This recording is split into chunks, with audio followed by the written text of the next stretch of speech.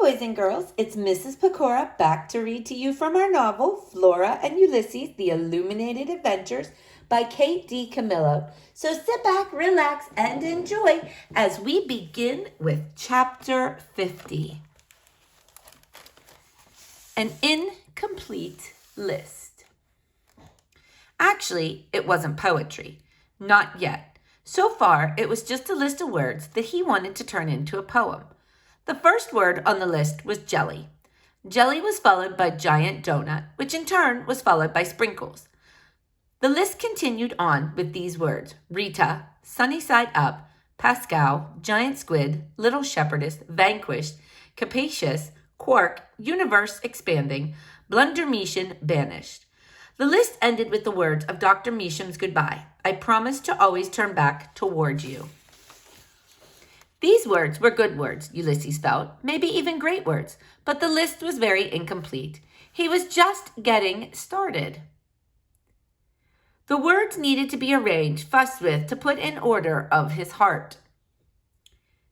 All of this is to say that when Flora's mother read the list out loud, it didn't sound terribly impressive.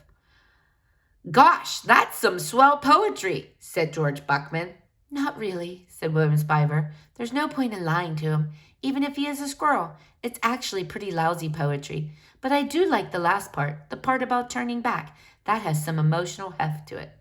Well, I think it's just great, said Flora's mother, and I'm glad to welcome another writer into the family.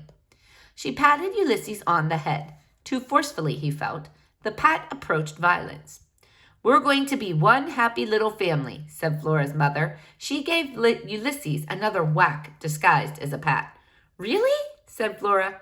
Oh, yes, said Flora's mother. There was a knock at the back door. Yoo-hoo! Someone called out.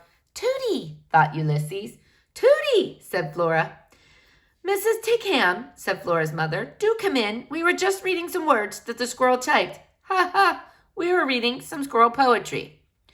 William, said Tootie, I've been calling and calling you. I didn't hear you. Well, I must admit that I wasn't calling very loudly, said Tootie. What did Ulysses type? Flora's mother read the list of words again. Tootie put her hand over her heart and said, Oh, those last lines are beautiful, heartbreaking. Those last lines are the only bit of coherence in the whole thing, said William Spiver. I've been inspired by Ulysses to write a little poetry of my own, said Tootie. Ulysses felt himself puff up. He had inspired Tootie. He turned and sniffed his tail. I'd like to read your poetry, Tootie, said Flora. Well, we should have a poetry reading at some point. I'm sure Ulysses would enjoy that. The squirrel nodded. Yes, he would enjoy that. He would also enjoy a bite to eat. Dr. Meecian's jelly sandwiches have been wonderful, but that was a long time ago. He would like to eat, and he would like for Tootie to read poetry to him, and he would like to work on his own poem. Also, he would like for Flora's mother to quit pounding him on the head, which she was doing again now. William, said Tootie, your mother called for you. Did she? Said William Spiver. His voice was squeaky with hope. Really? Did she ask for me to come home? Unfortunately, no, said Tootie, but it's dinner time. Come home with me and eat something. Home, thought Ulysses. That's a good word, and dinner is a good word too. He turned back to the typewriter. He searched for the H. Chapter 51, Possessed. Things were strange. Her mother insisted that they sit together at the dining room table, the three of them.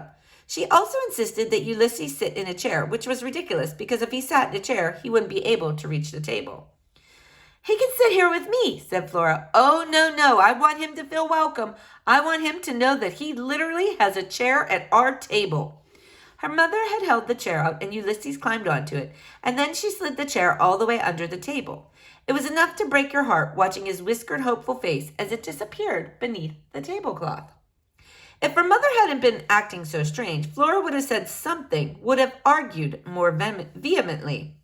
But her mother was acting strange. Very, very strange. Not only was her voice robotic, she was also saying things that she never would have said before, expressing sentiments that seemed to be at odds with the mother Flora had always known. For instance, wanting a squirrel to have a chair at the table. For instance, encouraging Flora to have a second helping of macaroni and cheese. For instance, saying nothing about Flora's potential stoutness as Flora consumed the second helping of macaroni and cheese. It was almost as if her mother were possessed. Terrible things can happen to you, had done an issue entitled Devils, Diebucks, and Curses. Apparently, throughout history, people who acted strange have been accused of being inhabited by the devil or a demon, or an alien from outer space. According to Terrible Things, these people were most likely not possessed. Rather, their psyches had been pushed by an extraordinary events to the breaking point, and they had experienced a sort of nervous collapse. Flora's guess was that a typing flying squirrel was more, much more, than Flora's mother's psyche could manage. She had been pushed to the brink. She was suffering from some kind of nervous breakdown. Either that, or she was possessed. Of course, Flora's father had been pushed to the brink, too. But everything to do with Ulysses had affected him differently. It had cheered him up somehow, maybe because the holy begumberness of it all had reminded him of Incandesto and Dolores, and also of the possibility of impossible things. "Can't I come live with you?" Flora had said to her father when he left that night. "Absolutely, you can come live with me," said her father, "but your mother needs you now." "She doesn't need me," she said. "She said that her life would be easier without me." "I think that your mother has forgotten how to say what she means," said her father. "Plus," said Flora, "she hates Ulysses. I can't live with someone who hates my squirrel." "Give her a chance," said her father. "Right," said Flora. As her father left the house that night, Flora had whispered the words of Dr. Meacham's goodbye to him, and even though there was no way he could hear her, Flora was disappointed when her father didn't turn around back toward her. But anyway, here she was giving her mother a chance, which, as far as Flora could tell, meant watching Phyllis Buckman use the candle on the dining room table to light cigarette after cigarette. Flora fully expected at some point her mother's hair would catch on fire. What did you do when somebody's hair caught on fire? It had something to do with the throw rug. You beat them over the head with the throw rug. That was it. Flora looked around the dining room. Did they even own a throw rug? She caught sight of the little shepherdess standing at the bottom of the stairs. Mary Ann was looking at Flora and her mother with a jaded and judgmental eye. For once, Flora agreed with the lamp. Things were out of control. Her mother said, "Well, it is such a delight to spend time with the members of my family, rodent and otherwise, but my head hurts, and I think that I will go upstairs and rest my eyes for a while."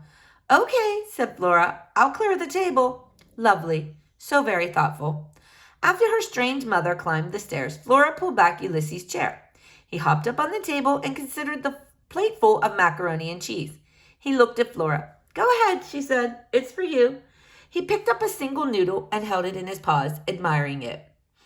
Watching him, Flora suddenly remembered a panel from the illuminated adventures of the amazing Incandesto. It was a picture of Alfred T. Slipper standing at a darkened window. His hands were behind his back, and Dolores was on his shoulder. Alfred was looking out the window and saying, "I'm alone in this world, Dolores, and I am homesick for my own kind."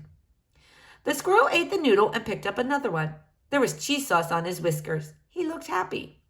"I'm homesick," said Flora. "I miss my father." Ulysses looked up at her. "I miss William Spiver." Talk about a sentence you could never predict you would say. "I even miss my mother," thought Flora, "or I miss the person she used to be." It was dark outside. Her mother was upstairs. Her father was at the Blixen Arms. William Spiver was next door. The universe was expanding. And Flora Belle Buckman was homesick for her own kind. All right, boys and girls, we're going to stop there for today, so stay tuned to see what happens next in our novel.